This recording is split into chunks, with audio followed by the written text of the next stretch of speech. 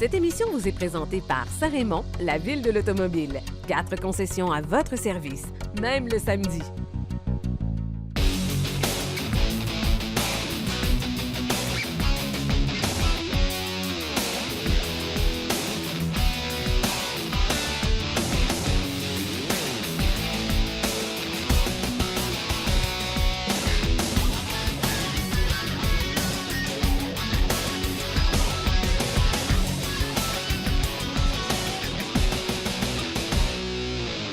Bienvenue à Virage. Aujourd'hui, nous allons vous présenter 2 véhicules, le Porsche Cayenne ainsi que l'Infiniti QX60.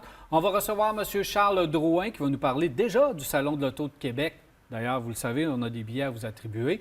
On va aussi avoir M. Jean-François Garga de Car Expert qui va être là. On va vous parler des pneus Nokian et à la fin de l'émission, on va répondre à vos questions.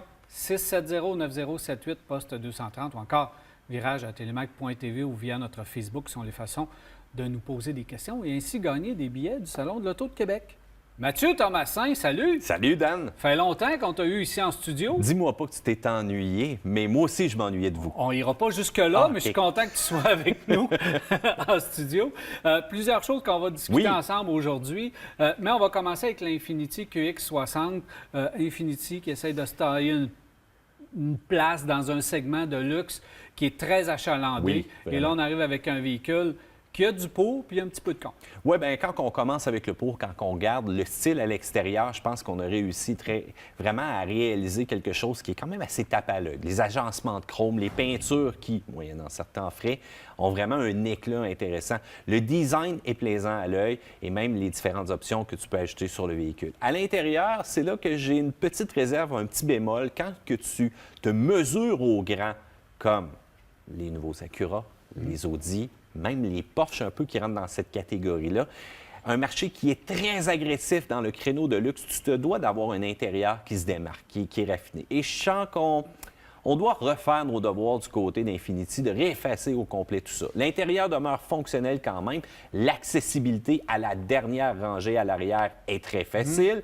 C'est sûr que côté espace, on s'entend, c'est un peu plus difficile. C'est très spacieux à l'intérieur et la personnalisation, la couleur qu'on peut donner à nos matériaux, très intéressant. Ça, j'aime bien, mais faire attention, des fois, c'est pas compatible avec certains packages d'options. Je suis d'accord avec toi, le style extérieur fait le travail. À l'intérieur, on a besoin d'arriver au goût du jour. Là. Si on se bat avec les MDX, avec Audi, Mercedes surtout, qui sont rendus avec un intérieur qui se démarque. GLE, ouais. Donc, on va devoir arriver dans ce créneau-là. Par contre, au niveau des matériaux, de l'assemblage, de la finition, on est sans reproche. Je te parlais pas de qualité de matériaux, de durabilité. Je te parle de design, de tape à l'œil. Ben oui, positionnement de certains boutons, des anciens boutons pour les sièges chauffants, par exemple. Le volant chauffant, il faut se pencher en bas. Là, Système multimédia aussi. Système multimédia. Donc, on doit repenser un peu tout ça pour arriver au goût du jour, mais le rendement du véhicule, je l'ai beaucoup aimé. Ben oui, la motorisation. Le moteur est très, très doux, silencieux. L'économie de carburant, autour de 11,5 dans la neige, dans le froid, tout ça, je trouve que c'est... Ça fait un bon score, très bon score. Oui, je trouve que c'est très, très bien. De ce côté-là, l'espace à l'intérieur, le rendement en général, la fiabilité d'Infiniti qui est plus... on ne reviendra plus là-dessus parce que c'est dans les meilleurs. Les coûts d'entretien très bas également. Donc, beaucoup de pour ce véhicule-là. Si vous embarquez et vous dites « Ah, ben moi, ce qu'il y a là, ça me convient », vous allez avoir un super véhicule pour très longtemps. Protéger la carrosserie, protéger contre la rouille, puis vous allez le changer quand vous allez être tanné. Effectivement. Il ne faut pas oublier aussi les capacités de remorquage de ce véhicule-là qui sont quand même de 5000 livres. Et il faut dire aussi que la motorisation, le 6 qu'on a à l'intérieur, là, c'est quand même un moteur qui est réactif, qui est sonore, qui est vraiment intéressant au sans conduite. Et il ne faut pas oublier encore une fois la douceur, le confort. Je pense que tu l'as mentionné un petit peu tantôt, mais c'est ça aussi que je pense qu'il y a un attrait envers Infiniti, la tranquillité à l'intérieur de ce véhicule. Ben oui, c'est le squelette du Pathfinder. Oui. Ça ne le cachera pas du côté de chez Nissan. Ça, c'est un autre discours mais il est aussi. beaucoup mieux habillé. Hein? Exactement. C'est un autre discours parce que là, on devient compétitif un peu. Hein? Si on n'a pas le budget pour un Infiniti comme celui-là, le Pathfinder, écoute, c'est pas mal la même affaire. Exactement. C'est sûr que, bon, les matériaux et tout ça, c'est un peu supérieur, mais il reste que ça fait tout un travail pour le créneau. L'affaire, c'est qu'on ne pense pas d'aller voir ces véhicules-là. On ne le met pas sur la liste d'épicerie présentement. Infiniti va devoir faire un travail. De Le promotion. QX50, on en a parlé au début. Là, déjà, on n'entend plus parler. Donc, Infiniti, je comprends qu'on veut s'en aller vers la course automobile, puis on met tous nos œufs vers la course automobile, puis on se colle sur la course.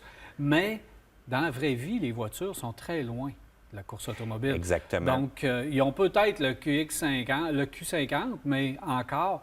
Donc, on devrait essayer de mettre plus d'emphase sur ces véhicules-là qui font le travail, puis qu'on devrait penser au lieu de la course automobile. Il ne faut pas oublier aussi que les gens marchent souvent avec le portefeuille. On veut avoir du luxe à prix quand même abordable. Écoute, un prix de départ de 40 855 $ et ça, c'est en traction intégrale, agressif. roue 18 pouces, assistance au freinage, caméra de recul, rail de toit, coffre électrique.